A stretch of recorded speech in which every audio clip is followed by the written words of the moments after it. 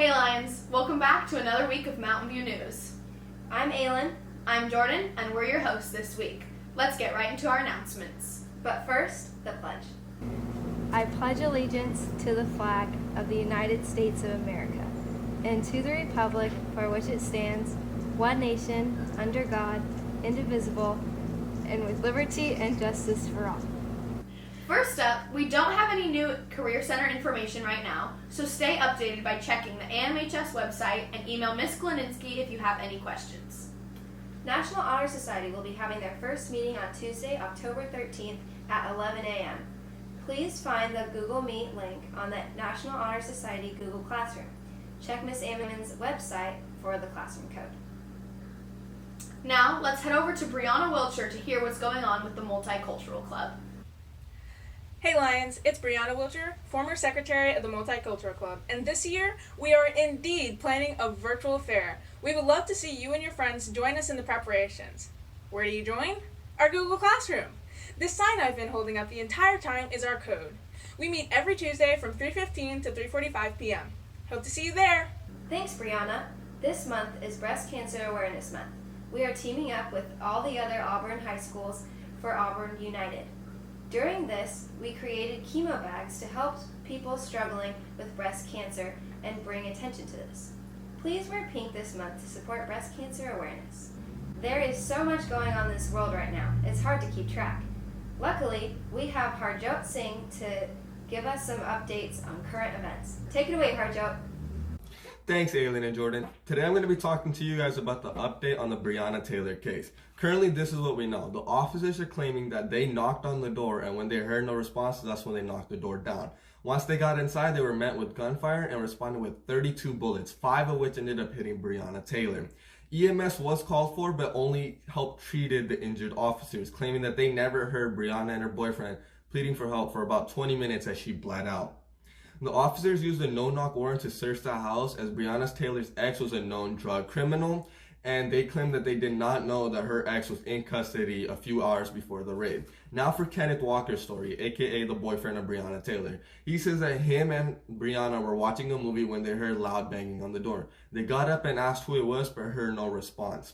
It was pitch black inside the apartment when the door got knocked down, and out of fear for his and Breonna's life, he shot a self-defense bullet into the intruder's legs. In the response gunfire, he called 911 stating, "Someone broke into my house and shot my girlfriend." So now here's what we currently know. Police are allowed to shoot if they're being shot at first. 9 out of the 10 neighbors claim they never heard the police announce themselves when they were banging on the door. The standby ambulance was called off an hour before the raid, and when it came back, only helped treat the injured officer. In the police report, it was stated that Breonna Taylor was uninjured, and police body cams were off during the raid, breaking protocol. Lastly, only Officer Brent Hankinson was fired due to the amount of shots that he missed. And all 3 officers involved in the shooting have yet to be indicted of murder. So what happened afterwards? It has spurred protests all across the country over the mistrust in the police and has gained mass support behind the Black Lives Matter movement. Now, the Black Lives Matter movement isn't about that only Black Lives Matter, but rather Black lives aren't being treated the same in America as other lives, as studies show. Think of it like this. There's a house on fire in your neighborhood, and firefighters are coming together to put that house out. Now, that doesn't mean your house doesn't matter, but rather there's a certain house that is falling apart, and if everyone doesn't come help solve the problems, serious problems can occur. Lastly, the city of Louisville has banned no-knock warrants due to the mass pressure from protesters. Now back to you, Jordan and Aylin. Thanks, Harjot. Now we have Hispanic Heritage Month. Hi guys, I'm here to talk about Hispanic Heritage Month. It spans from September 15th to October 15th, and I'm going to give you guys some background onto why it's important. So, when it first began, it was a commemorative week when it was first introduced by Congressman George E. Brown. He wanted to recognize the accomplishments of the Latinx community during the 1960s. On September 17th, 1968, Congress passed Public Law 90-48, which basically officially authorized and requested annual proclamation from the President to declare September 15th and 16th the mark of the beginning of National Hispanic Heritage Week. And it called the people of the United States to observe the week with appropriate ceremonies and activities. President Lyndon B. Johnson issued the first Hispanic Heritage Week presidential proclamation the same day. The timing was chosen based on when several Latin American countries gain independence. The 15 was chosen because 5 of our Central American neighbors, as Johnson called them, gained independence from Spain September 15th, 1821.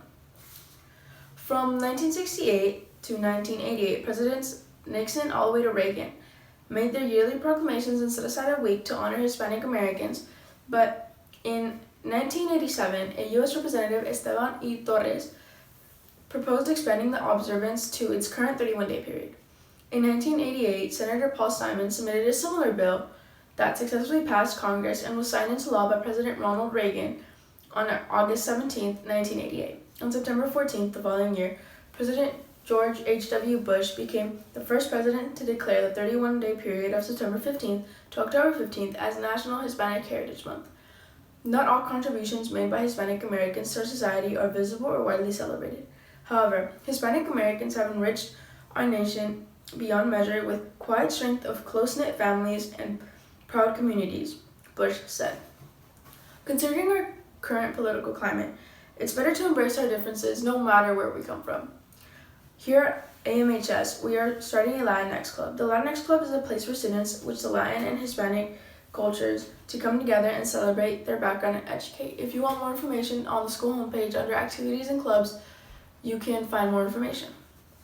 But as Carlos Santana once said, the most powerful weapon you can be is an instrument of peace. And with that, I say Happy Hispanic Heritage Month. Now, Waylon will be talking about voter registration. We think it's really important for you to either pre-register or register. You can pre-register at the ages of 16 and 17. You can register at the age of 18 to vote. For the pre-registrations, it will automatically register you to vote when you turn 18. You can find all of this information on the Auburn Mountain View homepage. Thanks, Waylon. Finally, you may have seen the announcement on Instagram, but we are excited to be hosting a virtual homecoming from October 26th through the 30th. This week will consist of dress-up days, daily activities, and a fun virtual assembly. The theme is Happily Ever After. Continue checking the website and Instagram for more information. Thank you for tuning in to our Mountain View TV. Stay frosty, Auburn. And remember, Lions, make every day a great day here at Auburn Mountain View.